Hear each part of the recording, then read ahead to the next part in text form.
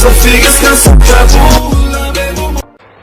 Wala bafethu shapho kunjani ngithembe ukuthi ni grand ngithembe ukuthi niyaphila makuthi ke usanda kusijoina kwi channel please ngicela wenze nje okulungile ulike video usubscribe kwi channel okunye okubaleka kakhulu uciphiza i-notification bell ukuze ngaso sonke isikhathi mangifaka i-video uthole i-notification bafethu sesiphinde sabuya kuyona ke le channel sesiside isikhathi esagcinana kule channel ke le iwusizo kakhulu mhlambe makudlala ke imidlalo emikhulu efana ne-Orlando Pirates, Kaizer Chiefs, Mamelodi Sundowns kube ukuthi ke siya-update ngokusuke kwenzeka emidlalweni mawukuthi ke mhlambe ke awukho eduze ne-TV yakho. So bafethu ke kule video yamanje sisemidlalweni we-Orlando Pirates noma ngithi ke Stellenbosch FC versus Orlando Pirates. So le channel ke bafethu iwusizo lokuthi ke makwenzeka ngena igoli ngikwazi ukuthi ke ngenze i-video ngikuvezele lelo goli ke umdlalo usephakathi. So bafethu ke njengamanje ke ngizokuvezela igoli eliselithela ngena kulomdlalo nanti liyadlala ngemuva. Wena okwakho kulula kakhulu make sure ukuthi ke uyayilike i-video